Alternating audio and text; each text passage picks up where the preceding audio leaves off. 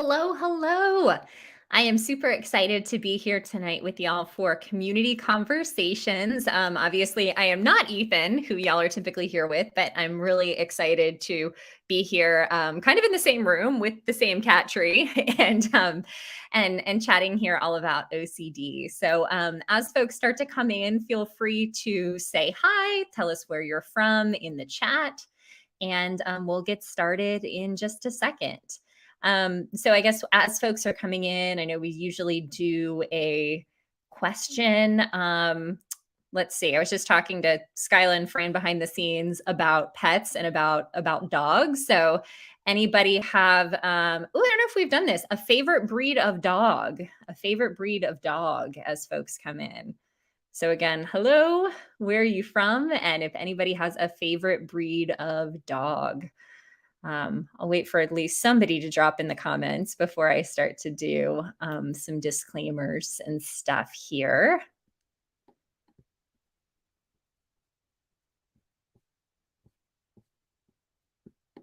Okay, well, while I wait for folks to start to say hello and where they're from and what breed of dog they like, I'm going to go ahead and give some disclaimers here so we can get started. So this live stream is educational and is not intended to replace therapy. For treatment-related questions, please work with your local provider or contact a local clinician.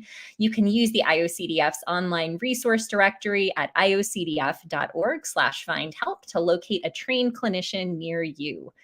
The International OCD Foundation is not a crisis hotline. If you're in a crisis or if you're ever feeling suicidal or unsafe, please go to your local emergency room or call 911 or the suicide prevention hotline at 800-273-8255.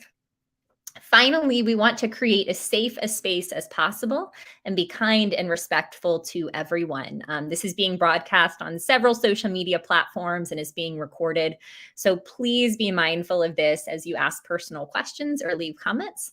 At the end of the day, we're here to support one another. We're here to create community, and we're here really in favor of moving towards our values while reminding one another that we're not alone. So excited to chat with y'all tonight. And it looks like we have some folks commenting now. So we have from Brazil, Beagle. We have Australian cattle dog. Yes, Cavalier King Charles, Spaniels. Yeah, family used to have two. Thank you. Greg from Boston. We have a collie. Yes.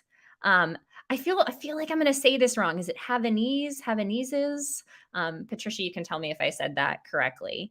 Oh, and Greg, I'm sorry, at home with a recent COVID positive test.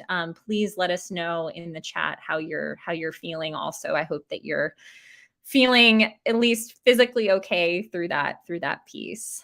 And hi, Leanne. And hi, Dave. So yeah, it looks like folks are coming in. So I think we can go ahead and, oh yeah, and Greg, more of a cat person. Yeah, I get it too. Again, I have a cat tree behind my head. So I get that. I'm a big cat person too. And I have two, Bonnie and Callie, that some of you know from Ethan's streams right outside the door, who might make an appearance at some point. So let's go ahead and jump in.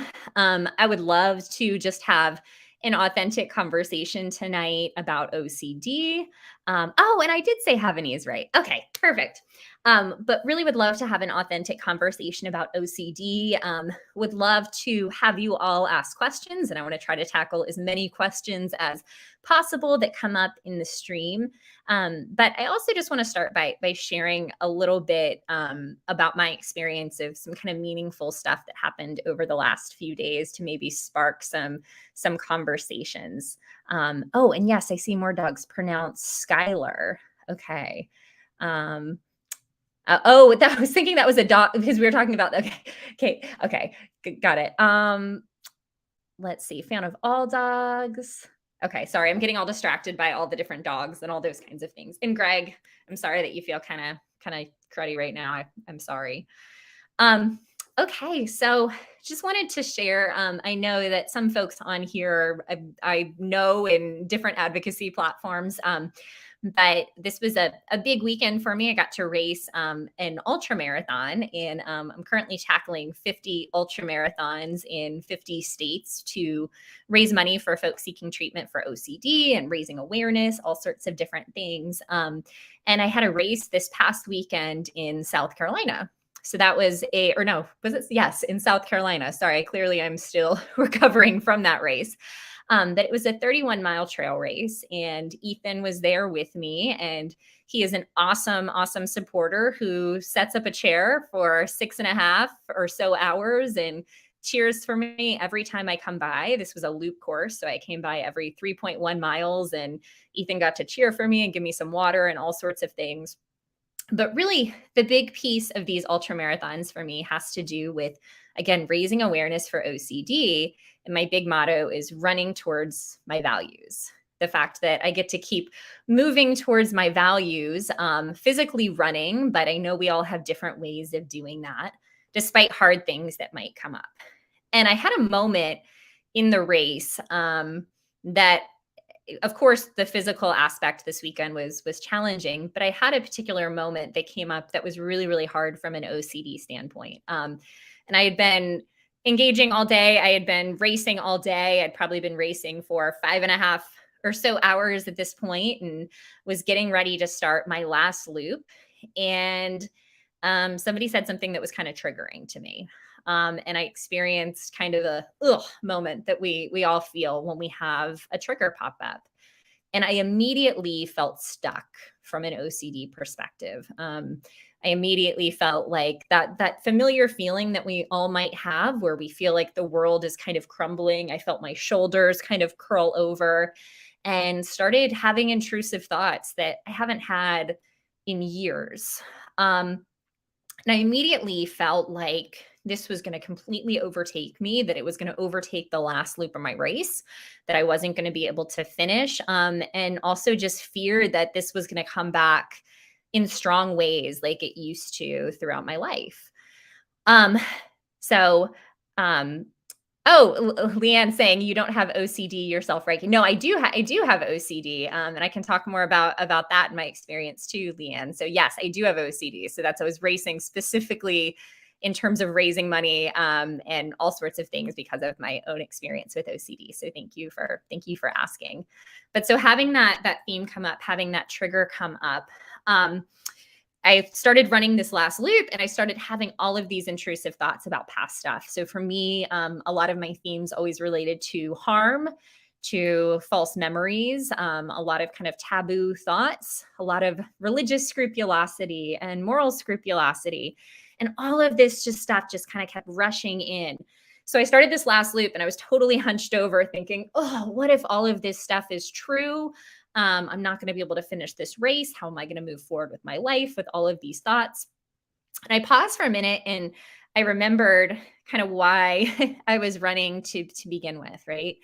That I was running towards my values. And that's really kind of an exposure and response prevention and an ACT perspective of that I could sit with all of this kind of gross, icky feeling stuff while running towards the things that are really meaningful to me. And in that moment, it was finishing the race. It was reuniting with my awesome partner. It was continuing to raise awareness and funds for OCD. So I actually felt everything in my body kind of shift and change. And all of a sudden, I said, kind of in my head, always my favorite quote, I am willing to let all of the bad stuff come true for a chance at the life that I want, and for a chance to move towards this beautiful life, to move towards my values.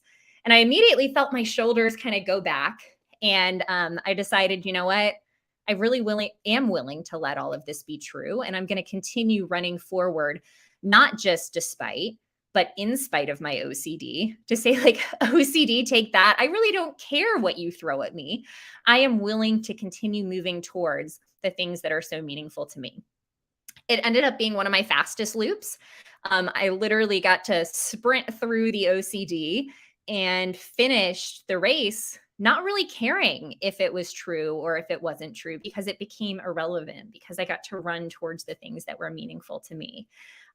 And I actually ended up after the race kind of thankful that I had that experience of a trigger, because I got to experience really in my body the shift from, ooh, I'm really, really afraid and I don't want this to be true, to shoulders back, as Shellen Isley says, and bring it on OCD. Like, I am willing to handle that, and got to really experience what it felt like in a tangible way to run towards my values, to run towards the things that were important to me. So that was kind of my experience this weekend. I'm happy to talk more about that, but I would honestly love to hear from some of you, some questions that you might have. But I would also love to hear, in light of running towards my values, what are some values that you might have? What are some things that you are willing to fight your OCD for? What are some things that you're willing to say, oof, I'm willing to sit with all of the gross, icky, yucky feelings. I'm willing to sit with all of these intrusive thoughts in order to move towards this thing that's so important to me. So I would love to have y'all, again, in the chat, add some of the things that are important to you, some of the things that you want to move towards in order to conquer your OCD. Getting my MBA. Yes, I love that. Thank you, Sarah. Are there others? And as folks are thinking about that, I would love to also start diving into some questions. So in addition to kind of answering that question, and yes, Skyla is in the back. Nikki, Skyla is with us tonight. And yes, hi Beth. Yes, I'm happy to talk about how Ethan is too. So would love to hear from folks about some of the values that you have, some of the things you like to move towards. Adam, finding out who I am. Yes, I love that. Better, more authentic connections with people and better relationships. I love that too. That's awesome. So these are really, really beautiful things to move towards. I love that. And I like to think about, kind of like I was doing in that moment, what am I moving towards when I choose to take a step away from the OCD? Or am I choosing to step towards the OCD? Or am I choosing to run towards the things that are the most important to me? And that can feel really gross and hard and irresponsible. And yet it's kind of how we reclaim our lives. And that's pretty special. So Beth, to your point, how is Ethan? He is definitely I know feeling a lot better, and I know he got to be authentic with everyone last time he was on, and even though he wasn't able to be here tonight, I know he is super excited to be back with y'all in 2 weeks. So he has been doing well and was an awesome race supporter this weekend, and as always, I think he is just the best, and he continues to inspire me really on how to move towards my values and how to navigate OCD. Eric. Oh, okay. So Ethan just texted me and said I can tell them. Okay, so let me actually tell you a little more about how Ethan's doing. I didn't want to break any confidentiality. He is doing better, but it's been a struggle. It's been honestly really tough. I know that he shared with y'all 2 weeks ago some of the aspects that were he just texted me, you can tell them it's been a hard ass week. So that's kind of where he's been, and that's one of the reasons I'm subbing on here for him tonight. Is there's been a lot that's come up for him around the health anxiety components, and a lot of OCD that's been there as a result of that. And it's honestly been really tough for him. And I think there's sometimes a lot of shame in that too, right? Of like, how can we advocate and be vulnerable and be authentic and still struggle? And I think that's been a piece that's been hard.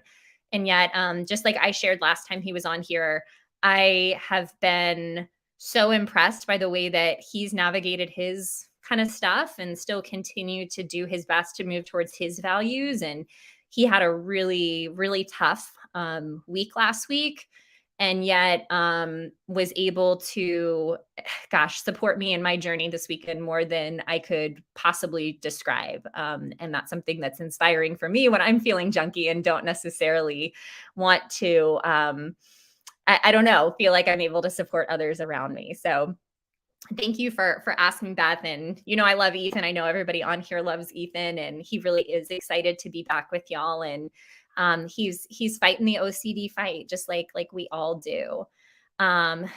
So yeah, and he wanted me to share with y'all too. There's this health component for him that's very much real, and their physical kind of symptoms that he's experiencing. So the OCD around that has just been really, really challenging to manage and to sit with. But he's continuing to move forward. He has some doctor's appointments scheduled for the end of April to kind of figure out what's going on with the health piece. And in the meantime, trying to sit with the uncertainty like we all do, right? And I'll say, from the girlfriend perspective, I have uncertainty around that too. And that makes me nervous because I just want him to be okay from a physical and from a mental perspective. But we appreciate the support of all of you. So, okay, so I'm going to get back to some stuff in the chat here. Yeah, Eric, my OCD themes have a lot to do with responsibility, guilt, and perfectionism. So I'm willing to fight for self-compassion and for self-esteem. Yes, I love that. And that's kind of, if you look back to some of our values town halls, we just had a component on that where a lot of times the things that are the most important to us, our OCD loves to attack, right? So I love that you're continuing to move towards kind of those areas that it's somehow kind of twisted for you in your life. And I know I experienced that too. Greg at 713, I love that you described the triggers as gross and icky because that really puts a finger on it and why it's so hard. Yeah. So kind of one of my newest phrases that's been helpful for me is sit with the ick or stick with the ick. And it's allowing the icky, gross nastiness to be there while moving towards our values. So yeah, I like to say, sit with the ick, stick with the ick, sit with the ugh. And I think sometimes that kind of gross piece really defines what it feels like when it comes up for us. So I'm glad that resonates with you. Thank you for the kind words, Beth and Valencia, and for the prayers. I know that we really, really, really appreciate it. And Grandmother's Garden, thank you for sharing your experience as well. And Greg, thank you so much for the prayers for Ethan. I know the COVID piece is challenging for you too. So thank you all so much for sharing all of those things. So would love to start to dive into some questions and thank you, Fran and Skyla, for adding the latest town hall values piece to the chat.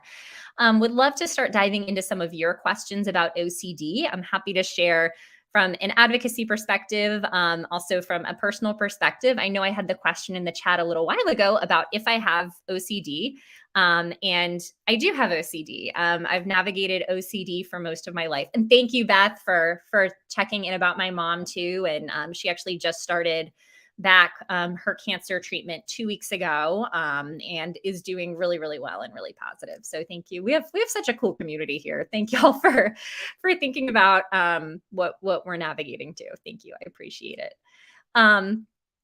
What can I do to get my son some help? Okay, yeah. So in terms from an OCD perspective, let's see. Oh, and you're talking about pandas too. Okay. 18 stop taking low penicillin, just didn't have it stuck for 5 years. Okay. So from an OCD perspective, we're going to talk a little bit tonight about kind of that OCD treatment component. I would strongly recommend having him get to work with somebody who specializes really in OCD. So I know our Iocdf team behind the scenes can drop a link in the chat. We have a really awesome, great resource directory where you can actually look at particular areas where you're located for your son or for your son to be able to get help from someone who actually specializes in OCD, which is a really big component, right? We talk about this on here all the time, that it is really tough sometimes to find a provider. And there's a lot of folks who believe they treat OCD, but maybe who don't treat with exposure and response prevention. Thank you, Justin Hughes. I think that you are the boss too. He believes the third doctor and won't go. Yeah, I think that's a really tough piece where when someone feels really stuck and Justin favorite breed, German Shepherd, where someone feels really stuck. And I wonder, Grandmother's Garden, if there's even an opportunity to get him to check out some of these streams. I actually know we have some recent streams. Oh gosh, we've had a lot of different family streams that might be helpful, and I'm sure our IOCDF folks can drop that in the chat as well. But even having him plug in and hear from experiences of others that might relate to experiences that he's had, I think is kind of a big component. So even getting him to plug into live streams like this, I think could be really, really helpful. And thank you. Let's see, where did that go up above? Yeah, Jordan at 718, I appreciate that. You've been a huge part of my recovery in the last 2 weeks. Congrats on your big run. Thank you. I really appreciate that. And y'all have been such a big component for me too. Folks who are arriving late and who are asking what happened to Ethan, I was just sharing about that a second ago. He has been navigating kind of a tricky week with some of his very physical health experiences still going on, and anxiety and OCD associated with that in ways that have been really tough and challenging. But he is a rock star and is navigating really well, and I'm really proud of him. So he is watching from downstairs right now and texting me, and I'm sure will text me in just a second to let me know if I explained that correctly. But he loves y'all very, very, very much and is super excited to be back with everybody in 2 weeks and all of those things. And nope, he just said bad words on the last text, so I can't say that one live. No, he just stuck out. Yeah, I'm going to stop looking at texts from Ethan, but I'm really glad that you all care so much. And thank you for the Pandas Physician Network. Thank you so much, IOCDF folks, for putting that in. So I'm going to dive into some questions from our kind of general question stream, because no one's coming up with questions so far, but would love for folks to drop some into the chat as it comes up. And I'm happy to share some parts of my story as an aspect of this too. And Grace, thank you for your love and support for Ethan as he continues to fight and navigate his OCD. So let's do... Oh, I love this. Okay, so when leaning into uncertainty, how far do you have to lean? When leaning into uncertainty, how far do you have to lean? So this is a question that somebody submitted to our kind of forum at some point.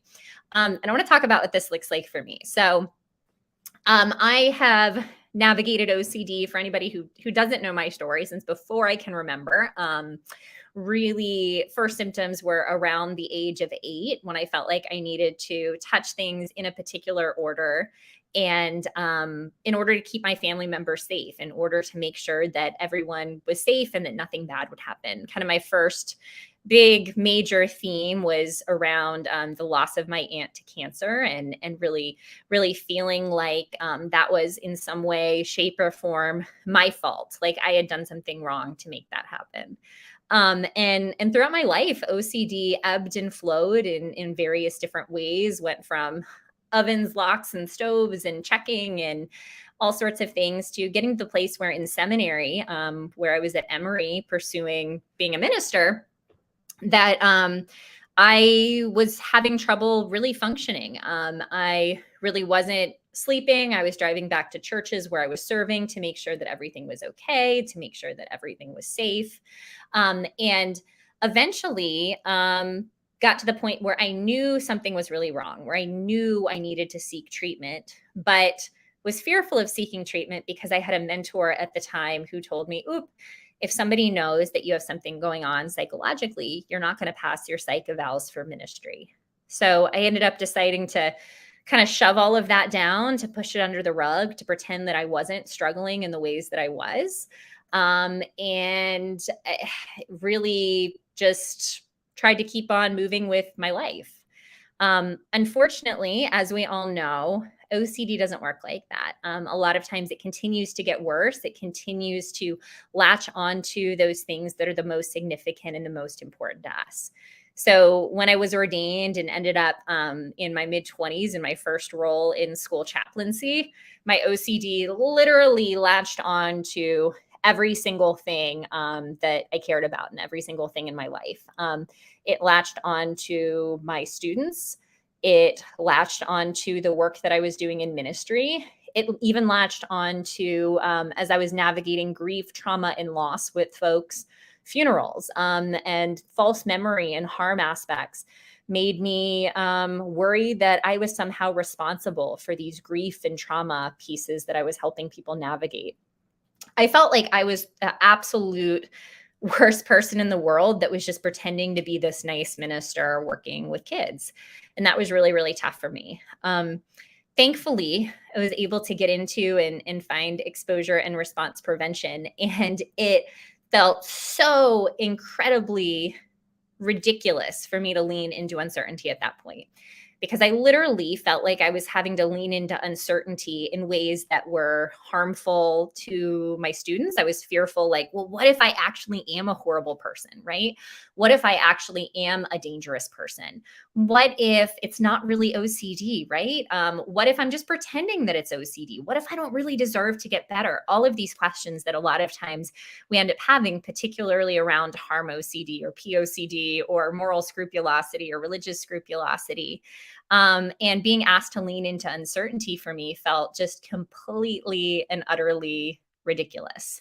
Um, and yet it very much saved my life. And I actually think that leaning into uncertainty, it's really having to lean into it in every aspect of your life. So I'm going to tell you what that means. I think we end up at a point where sometimes we play whack-a-mole with our fears, where for me, engaging in exposure and response prevention, engaging in a space where I was being exposed to particular fears and um, preventing myself from responding to those in a way that was compulsive, I was only accepting uncertainty about individual themes. It was like, okay, I can accept uncertainty that the stove is off. Or that the stove might be on. I can accept uncertainty that I might have written something inappropriate in a birthday card. I can accept uncertainty that maybe I hit somebody with my car and just didn't know. But there were certain things that I wasn't willing to accept uncertainty about. I was picking certain things. And I think the real key to OCD recovery, sometimes as Ethan and as Liz McInville say, is kind of having this umbrella of uncertainty, or Ethan talks about this uncertainty blanket, if I want to quote him. And it's wrapping your entire life in a space of uncertainty. So for me, it became not just about saying, hey, I'm willing to accept uncertainty about whatever theme I'm having at this point throughout my life. It's about being willing to accept uncertainty in everything that you do, in everything that you engage in. And that can feel really tough and it can feel really hard. But that's the point where you really start to benefit and see recovery. I think, we can make the choice to accept uncertainty about individual themes, and that can help us live our life. But if we're willing to accept uncertainty as a lifestyle, if we're able to fully lean in, if we're able to say, yeah, I'm actually willing to risk all of that bad, scary stuff coming true, that's how we get to be in a life that we thrive in. That's how we get to actually live this big, beautiful life that we deserve, as opposed to just playing whack-a-mole with individual themes. It does seem hard. It does seem scary. It does feel irresponsible. But I actually think it's the most responsible thing that we can possibly do to move towards that life that we were created to live. So I always say lean in pretty far, lean in as far as you can. And the further that you lean in, the bigger life that you'll be able to have. So thank you for that question. I know we have some other questions in the chat. Let's see. So I see at 7:23, Justin, thank you for the question.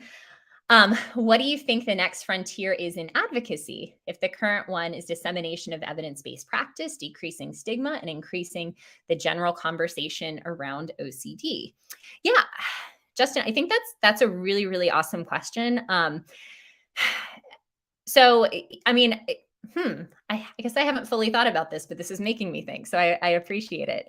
I think we definitely have a ways to go with still disseminating information on things like ERP and on ACT and evidence-based treatment, and letting folks know what OCD is, decreasing stigma, particularly about taboo themes, and letting folks know that OCD is not the thing that we see in the movies, right? Or on TV oftentimes. But I think the next piece, let's see, is, it's funny. My brain immediately goes to to kind of interfaith in interdisciplinary work.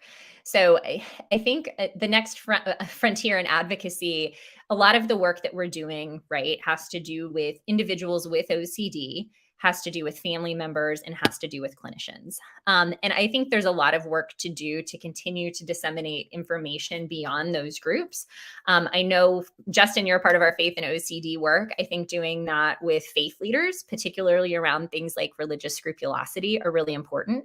I think engaging in areas like education, like we're trying to do with anxiety in the classroom, is super important. Anxiety in athletes, a lot of the work that the Iocdf is doing with that is really important.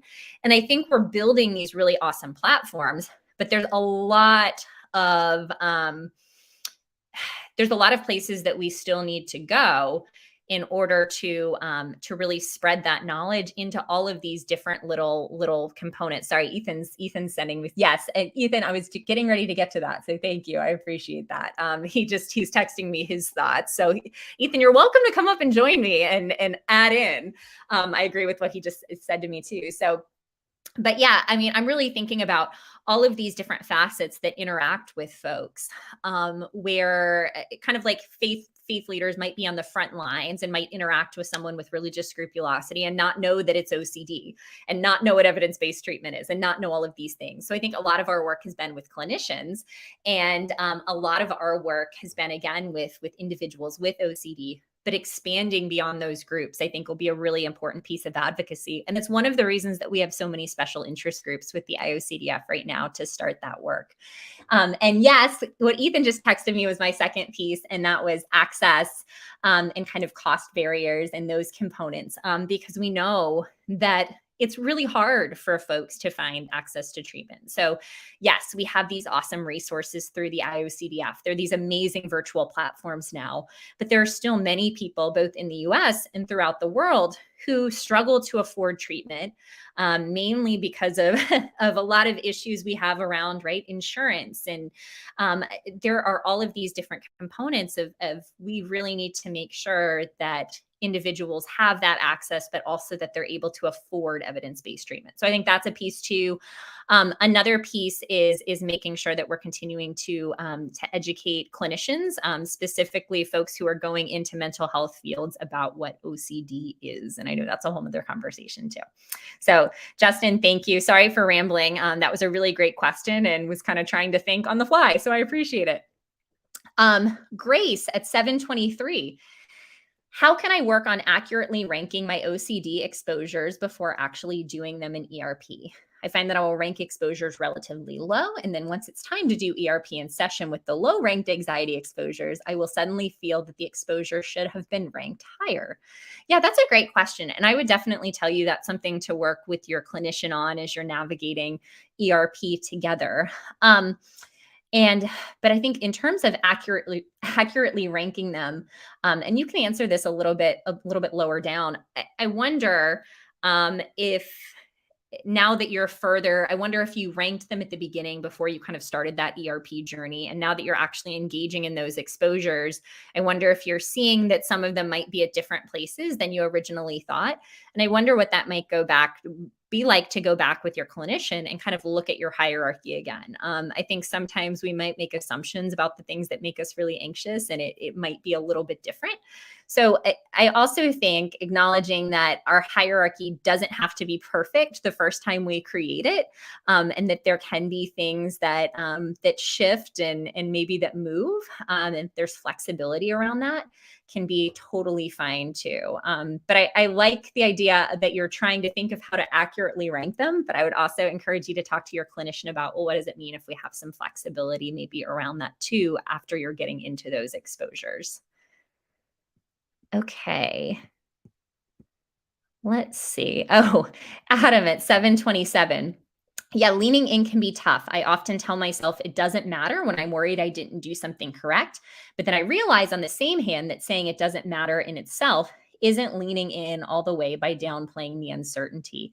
So I guess there are degrees and it's hard to navigate. There should be an uncertainty handbook. I just wanted to read that because this is this is a really, really tough thing. And I do think there should be an uncertainty handbook. We should all encourage Ethan to write his book. He wanted to write a book called The Uncertainty Blanket and has worked on that a little bit. So I definitely think that's a piece that we could continue to engage in. But I know what you're talking about kind of almost downplaying that uncertainty. So I think it can be this up and down piece. Beth at 728, my therapist had to hold a tarantula during her classes. She was afraid of them. And her professor told her, how can you help others if you don't do this project? I saw the pic of her holding this gigantic fuzzy spider. There you go. Yeah, I absolutely love that. And I love individuals working with OCD and clinicians having to experience that feeling too, right? Of what it feels like to experience that fear that we might experience when we're engaging in exposure and response prevention, or when we experience a trigger. Because I always say, for me, when a trigger pops up, I don't know about y'all, but it literally feels like there's a big bear standing right in front of my face. It feels absolutely horrifying, feels absolutely terrifying, right? And I feel like I'm going to die no matter what anybody says in that moment. And yes, I can recognize, I can acknowledge to someone who's looking on from the outside that it might seem ridiculous. I might even be able to recognize that it's not rational, but it doesn't change the way that it feels. It doesn't change that response that I'm having in my body and that response that I'm having emotionally. So Beth, I love that. I really, really love that your therapist was willing to engage in that. Eric, awesome. Let's see. I always liked your takes on Scrupulosity at 7:30. With major holidays coming up, how do you focus on the positive aspects of your faith and let go of the negative thoughts regarding faith and morality? Yes, thank you for bringing this up. Yeah, so religious scrupulosity is kind of my home of what I work with folks on. And there are a lot of major holy days coming up and actually occurring. So I know working with folks right now in the Muslim faith who are fasting for Ramadan. And I know we're in the midst of Holy Week in the Christian tradition and approaching Maundy Thursday and Good Friday and Easter. And then for folks in our Jewish tradition, we're also approaching Passover. And I think this can be a really tough time for folks because it feels like this is a time when we're supposed to be quote unquote extra holy, right? Where we're supposed to be extra pious or extra perfect. Or for those in our Muslim tradition that are fasting from sunrise until sunset, it's like, ooh, we're supposed to be pure of thought, right? That can feel really, really tough. So I think in terms of focusing on the positive aspects of your faith and letting go of the negative thoughts, I would actually almost reframe that question. I think we want to let all of the thoughts be there, right? We don't want to push away anything that's negative. We want to let things exist. But I think we can pick out what aspects are actually a part of our faith and what aspects might be a part of our OCD. And both around the holidays and throughout the year, I always think about if it's something that brings you joy, if it's something that brings you fulfillment, if it's something that brings you meaning, that's most likely a part of your faith in something that you want to move towards, kind of like when we talk about running towards our values or moving towards our values. If it's something that you're doing out of fear, if it's something that you're doing out of guilt, if it's something that you're doing out of anxiety, most likely that is something that you're doing as a result of your OCD, right? And I think beginning to separate those things, both around major holidays, but throughout the year, can be really significant. I was doing a training for clinicians recently, actually, on separating faith from OCD and doing exposures. And then someone asked the question, and this is a really great question of, well, what if someone is actually afraid and they're praying because they're afraid? That is an OCD. And that's true, but they're not praying because they're afraid of not praying, right? They're praying because they want to bring meaning and they want to bring comfort in the midst of that fear. And that's something that's different. So it's really, what are you moving towards? And I think allowing all of those thoughts, allowing all of those emotions to be there, but beginning to acknowledge, what is a response? What am I experiencing because of my OCD? And what am I experiencing because of my faith? And particularly on weeks like this, particularly around holy days, moving towards those faithful aspects, those things that bring you joy, those things that bring you closer to the divine, rather than those things that make you feel like you're worshiping the OCD. And there's a big distinction there. So thanks, Eric, for bringing that up. I'm happy to ask if you have any more questions. And Betsy, thank you for the kind words. And yeah, Justin, thanks for the thumbs up. I think I rambled on your question, but I still appreciate it. And we'll probably think of something significantly better to say when we get off and email that to you. Oh, this is great. Valencia at 7:32.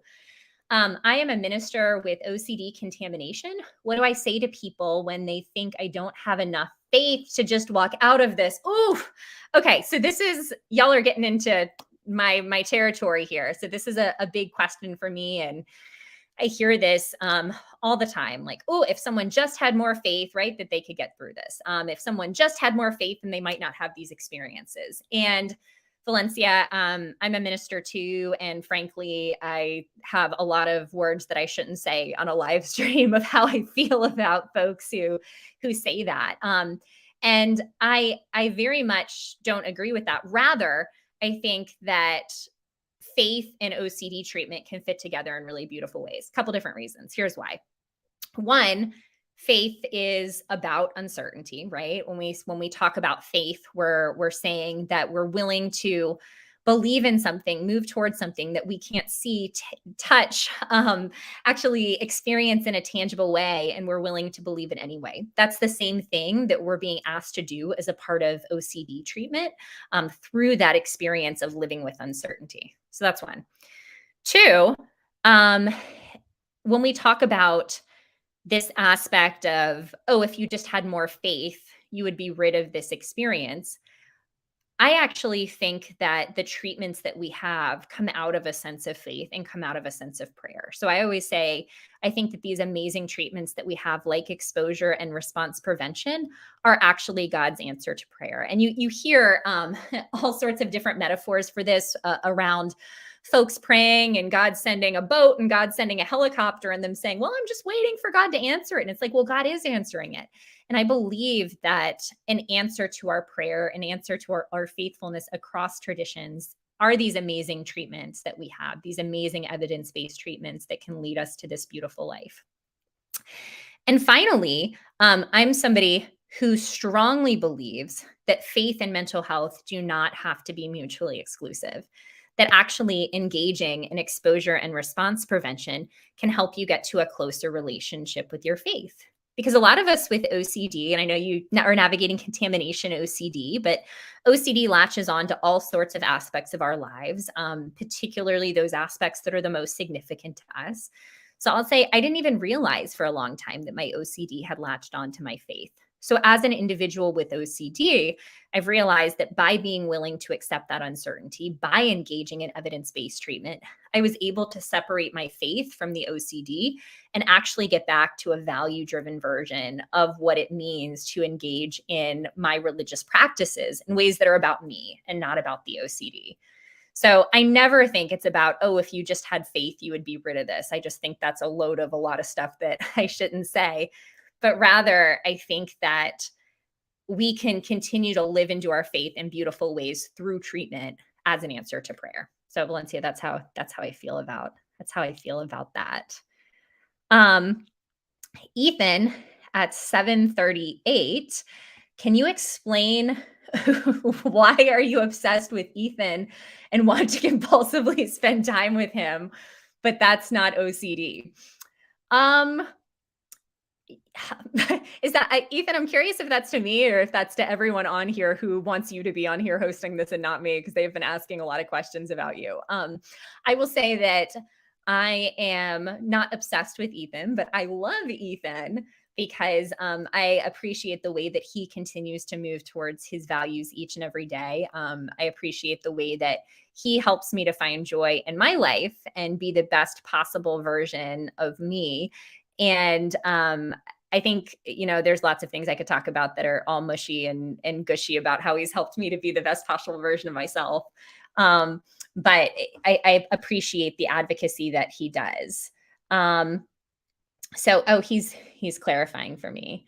Oh, you can have obsessions and compulsions, but it isn't necessarily OCD. The D is the disorder. Okay, that's the point he was making. I thought he was just trying to be cocky there, but no. So he was just trying to make the point that yes, we can have obsessions and we can have compulsions about things, but that's different sometimes from OCD, right? It's about when all of this fits together, and it's about the frequency at which this is happening and the way that it impacts your life. Sly way to explain what OCD is and isn't. Yeah, you caught on to that before I did, Eric. I kind of didn't know where he was going with that. Okay, I'm trying to see. Okay, don't see any more new questions. So I'm going to grab another one off of our live stream questions here. So let's see. Yeah. So what can be done about the overlooking and generalization that causes those with OCD to feel unvalidated? I think this is a really great question because, I mean, one of the things, and it fits actually with another question on the sheet too, of how is OCD misrepresented. We hear OCD in ways that are very much inaccurate pretty much every time we turn on the TV. We hear that OCD is always about organization, or we hear often that OCD has to do with something that we want to do. We always hear folks saying things like, "Oh, I want to organize my towels. I must have OCD," and that's not what OCD is. It's just not. It's never about something that we want to engage in. It's about experiencing an extreme amount of distress and feeling like we have to engage in compulsions in order to alleviate the distress from those obsessions, right? So what can be done about this? Well, I think advocacy is a huge component, which is obviously a lot of the work that we try to do here with the Iocdf. But it's also work just by y'all being here on these streams, by being here in the chat, by sharing your experiences that are really, really important. I think another big component is continuing to advocate and continuing to share in your own ways. So for some folks, that might be on social media, that might also be in your communities, that might be with your local affiliates, that might be by just sharing with someone what OCD is. So for instance, if someone comes up to you, which y'all can mention in the chat if you've had this experience, but pretty much every time someone hears that I'm an OCD advocate in a setting that I'm in, I'll have someone come up and say like, "Oh, I have OCD too. I like to do X, Y, and Z." And immediately I feel this kind of lump in my gut because I think about the ways that OCD took away so many years of my life, the ways that it almost completely destroyed my life, the way that it's taken the lives of so many people that I know. And frankly, I immediately get angry and I want to say, "You don't know what OCD is, right? Like, you just don't get it. You don't understand." But a lot of times I have to take a deep breath and I'll try to respond by saying, "Actually, that's not what OCD is. And here's what it is. Here's my experience. Here's what it actually means to have obsessive compulsive disorder. And here's why that comment that you made that makes so many people feel invalidated is harmful." And I think letting individuals know that, and this might seem a little bit extreme, but I actually tell people that I think continuing to invalidate OCD or continuing to generalize OCD is very much fatal because we're preventing people from recognizing what OCD is, getting a diagnosis, and actually engaging in evidence-based treatment. And I think that by continuing to advocate in your own ways, in your own platforms, but also just in conversations with folks is really significant. And it doesn't have to be like, "Oh, you're wrong. You don't know what OCD is." It can be kind of that piece of taking a deep breath and saying, "Actually, you really don't know what it is. And I would love to share that with you. I would love to tell you." And I think that makes a really big difference. So advocate, advocate, advocate in ways that are meaningful to you in your communities. So I really appreciate that. Yeah, Adam, it's hard to spend time with my friends as well. So many social activities revolve around food. Yeah, so I know y'all are talking about the comorbidity of anorexia, and I appreciate that. Yes, I am not a clinician and I can't speak a lot to that, but I do know that that is a common comorbidity and something that a lot of the clinicians that we have through our resources address simultaneously with OCD. So I know that's a very big component too. Okay. Oh, this is a great question. As a parent of an adult child who has OCD but refuses to seek treatment, do you have any life experiences with things that your parents said or did which helped you in deciding to seek treatment? That's a really great question. So I think it's a little bit different for me, but I'd like to share what I've heard from others too.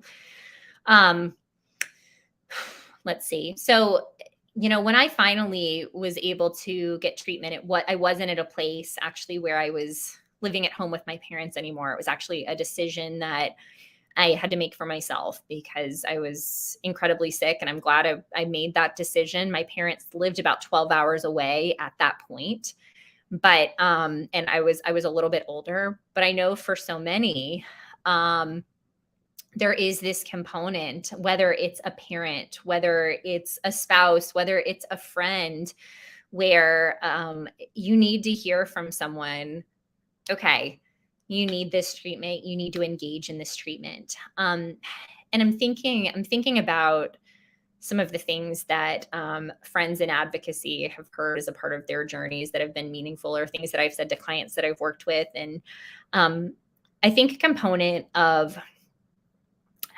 helping them consider, we talk about values all the time, right? The things that are the most significant to them and the things that are the most important to them. I think helping your adult child think about, what do they want out of their life? But not only what do they want out of their life, but giving themselves enough compassion to know that they deserve more out of their life. I think a lot of times, I guess I'll speak for me. One of the reasons I didn't seek treatment for a long time is I didn't feel like I deserved to get better. I felt like my intrusive thoughts defined me. I felt like they made me somehow a bad person. I felt like, and there was almost this secondary gain by not getting better, right? Where it was like, well, I don't deserve to get better, so I'm just not going to engage in treatment because I don't deserve to. But I think telling your adult child and encouraging them that they do deserve to get better, helping them and giving them tools to have compassion for themselves, letting them know how uniquely special they are, but also helping them to consider the things that are the most important to them, the things that they want to be able to do, the things that they want to choose over the OCD. And I think, I'm talking a lot about acceptance and commitment therapy components, and there are definitely books on that that obviously work with clinicians. A clinician would be helpful, but if you're trying to even just use some tips to get someone into treatment, I love the ACT workbook for OCD by Marisa Maza, who's been on here a lot with us. We also have the Self-Compassion workbook by Kim Quinlan, who's been on here with us too. And both of those components are really, really great in terms of helping someone realize, wait, I do deserve at least to engage in treatment, right? I do deserve to move towards those things that are really important to me. And I think it's not about just saying like, oh, you have to accept the uncertainty, you have to do this, but helping them to find reasons that they feel they're deserving of and want to take that risk to reclaim their life can be a really big component. Yeah, I love what Patricia's saying in the chat. My son was super resistant to ERP for many years. By seeing me educating myself and being a part of the support group helped him eventually seek treatment. He is now doing so well. Yes, thank you so much. And I love that. I actually think the fact that we have so many family members here on forums like this makes a really big difference. I see folks all the time where a partner will get onto family support groups or will get onto Iocdf streams and will say, well, my significant other or my child doesn't want treatment, but I want to learn about it. And I do think there is this component of seeing your loved one educate themselves so that they can help you, that there actually is this element of, oh, wait, they care enough about me, right? My life must be worth it. I might as well try this thing that they're learning about to try to reclaim my life, if not for me, for them, for that person that is putting all of this effort in. So Patricia, thank you for that. I really, really appreciate that. Ethan, thank you all so much for the love and support. You're the best. I'm excited to rejoin you next time. More good days than bad. That's the goal. We're all in it together. I hope that you all hear this from Ethan, and I know that I am definitely not a replacement for Ethan, so I am sorry for folks that wanted to hear from Ethan tonight. But I think it's really significant to be able to hear that advocates struggle sometimes too, right? That we do not necessarily have it all together just because we're advocating on these platforms. And I think this is a really great place for me to say that I'm somebody who believes that I will have OCD for the rest of my life, that I will navigate OCD for the rest of my life, but that it doesn't have to impact me in a way that's negative throughout most of that life. I think by being able to recognize that I have OCD, I can continue to live a life each and every day, embracing uncertainty and say, oop, I'm probably having this ick feeling or responding to this ick in a certain way because of my OCD. And I'm going to choose to move towards the uncertainty. I'm going to choose not to act on that so that I can live my beautiful life, right? So I have OCD. I navigate it every day. Ethan does too. And we have more good days than bad. And I deeply believe that that is completely, completely possible for every single person. I know that's not always a belief for everybody across the board. And I'll say, it wasn't a belief for me for a long time. I was somebody who, when I was struggling, even, gosh, around the last conference, 2019, I went to the conference horribly ill, was not talking to anyone, was definitely not speaking, never thought that I would be in a place of serving as a lead advocate, and looked at everyone else who spoke and thought, that could never possibly be me. I could never be in a place of wellness. My OCD is different. I can't get to that place. I'm either treatment resistant, or I don't really have OCD, or my themes are different, or I'm worse. All of these different things that I think so many of us experience. Also went through the I wish I had their theme. I think a lot of us do that too, of like, I would be willing to accept uncertainty about anything except the theme that I have right now. But here's the thing. For both Ethan and I, looking back at that place that we were, it's really amazing and often humbling. I was crying in our Faith and OCD special interest group last night talking about this, to be in a place of enjoying life. But we do want y'all to know that that doesn't mean that we don't have OCD. It doesn't mean that we don't struggle. It doesn't mean that we haven't been where you might be in this moment, because we're all in this journey together, right? There are still hard moments, but there's also so much hope. Knowing Ethan, this is the first time really I've seen him struggle in this way throughout our relationship after 2 years. 2 years. And it's actually pretty amazing when you think about it, that for a long time for both of us, every single day was a struggle. It was hard to get out of bed. It was hard to function. And to have a few days every 2 years that are a little tough because of OCD, I think we'll take it. And I just want folks to know that, yeah, we're human and we all struggle, but there is so, so, so much hope. Okay, let's see. I know we just have a couple minutes, but I want to hit the rest of these. So Jordan, hey, Katie, congrats on your big run. You've been a huge part of my recovery the last 2 weeks. Something you said turned my whole life around. Oh, thank you, Lauren. Jordan, I really, really, really appreciate that. That makes me really, really happy. And I'm glad that there was a turning point for you with something that I said. So thank you. That's why we advocate, and that's why we do that. Thank you. And then Beth, love both of you. I always said finding people that have OCD can help us because they truly understand what we're going through. Absolutely. Thanks, Beth. Patricia, Ethan, sending lots of love and thoughts your way. Thank you so much, Katie. Greg, do you have any suggestions on how to break the cycles of rules that OCD imposed on every aspect of our lives? What gets me super stuck are the rules I start making on top of the rules that just make it harder to move forward. Yes. So I would definitely say to stop feeling like you have to follow the rules that OCD is making in your life. So OCD is always going to try to make rules. So that's what I always think. OCD places a lot of rules in my life. I have a lot of things that feel very structured on what I need to do, the way that I need to live my life, the way that I need to do things very physically, but also very morally, right? And I think one of the best exposures is to say, you know what, I actually don't have to follow these rules. And that doesn't have to be all of a sudden today that you throw the rule book up and say, okay, I'm not going to follow these rules or the rules that I make about the rules and this and that and the other. It could be today, you know what? I'm acknowledging that this is a rule that OCD is telling me, and I'm going to do something different. I'm going to walk in a different direction.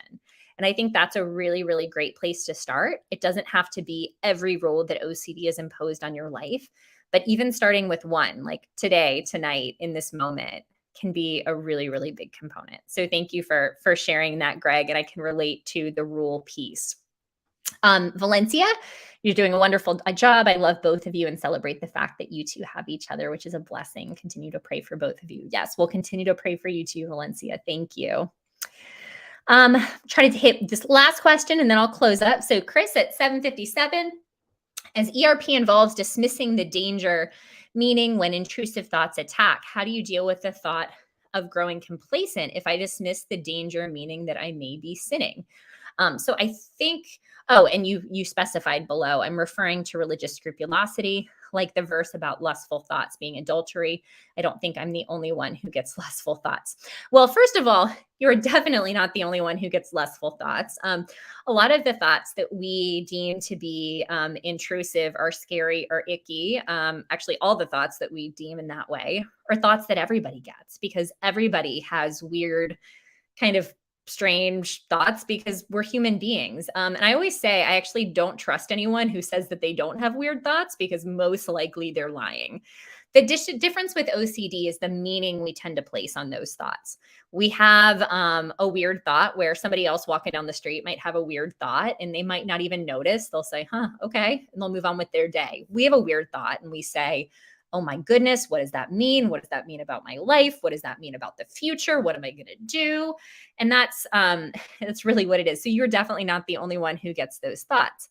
But what you're talking about here, if I'm reading this correctly, is a backdoor spike that a lot of times we're kind of dismissing that danger, right? So eventually we don't have those same alarm bells going off, or we're able to sit with that discomfort, sit with that uncertainty. And yeah, we're able to say, okay, whatever, maybe not. But then sometimes this backdoor spike comes up of, oh my goodness, why am I not worried about this? What does it mean that I'm not worried about this? What does it mean about me? So definitely you can look up backdoor spike, but the response to this is actually the same. You can almost do this exposure within this exposure. And for me, that always looked like saying, yeah, okay, you know what? Maybe it does mean I'm a bad person. Maybe it's actually bad that I'm no longer worried about this. And maybe this means something about me. It's kind of this exposure within an exposure, because it doesn't change. It doesn't change the fact that you have OCD. If it looks like OCD and it smells like OCD, even if it's OCD coming out of OCD, we can choose to treat it like OCD. We can choose to accept that uncertainty, because Chris, that's what you need to do in order to move towards your values and the life that you desire, the life that you deserve. And then last thing I'll say is, Adam, great way to close. You make the rules, you can break the rules. I love that. Yeah, I think that's a really, really helpful mantra, right? You're the one who creates it, you can break it. One of the things that this reminds me of that I think is a good place to close too is this idea that a lot of times we think that OCD defines who we are, and it doesn't, right? We are not defined by OCD. It's actually the reverse. We get to define the role that OCD plays in our life. And a lot of times we try to get rid of our thoughts, or we try to get rid of having OCD. And those are things we don't have choices about. But what we do have a choice about is how we respond each time an intrusive thought comes up, each time a trigger comes up. We get the choice to lean into the uncertainty, to sit with the discomfort, right? And to be willing for all of the bad, scary, icky stuff to come true for a chance of that big, beautiful life that we desire and deserve. And that we have a choice about. So again, you make the rules, you can break the rules, and you get a choice about how you respond to OCD and how much it dictates your life. So thank you all for being here with me. I'm just going to read a couple announcements quick. Sorry, I'm a couple minutes over here. So some upcoming announcements. Tomorrow, join Dr. John Abramowitz and Iocdf advocate Kyle King for a brand new research roundtable on TMS and neurotherapy. Tune into iocdf.org/live at 12 p.m. Eastern and 9 a.m. Pacific. Then the Iocdf's Faith and OCD Conference, y'all know this is my big one, is happening May 9th. This online conference is for faith members, faith leaders, and mental health professionals. You can get more info and register at iocdf.org/faith conference. Y'all know I have to say this is going to be like the best thing ever, and we want all of you to be there. All faith leaders, all individuals with OCD, all clinicians. I'm excited to be hosting this event, and we're just going to have like the best time and have some really meaningful conversations. So please join us. Registration is also open for the 27th Annual OCD Conference taking place in Denver this July. This is for the entire OCD and related disorders community, including individuals, family and supporters, therapists, and researchers. Learn more and register at iocdf.org/OCDcon. Also, please join us. Ethan and I have a special thing there that we're going to be talking about all things OCD and relationships. So folks who watch the stream and know us, we would love to have you at that. And then finally, join us for the 1 Million Steps for OCD Walk this June and October. Find a walk near you and register today at iocdf.org/walk for a day of community, advocacy, and fun. So this live stream is just one of the many live streams that we have with the IOCDF. You can see the whole schedule. You can submit questions and suggestions for future streams at iocdf.org/peace of mind. You can also check out all of the recordings of past live streams on IOCDF's YouTube channel, youtube.com/IOCDF. And finally, please remember to like and subscribe and to get notified when live streams are scheduled. So to be notified of when we're going live, follow the IOCDF on social media and subscribe on YouTube. And please know that if you need additional resources, you can always visit iocdf.org. So in closing tonight, it's just always a joy to be here with you all. And yes, we'll definitely pass along all of the well wishes to Ethan. I know he's been texting me how meaningful that's been to hear from all of you. And I am just so incredibly thankful for each and every one of you. And in light of coming off of my race this weekend, I hope that each of you gets to continue to run towards your values and the meaningful things to you, because you each deserve a big, beautiful, awesome life. So thanks y'all so much.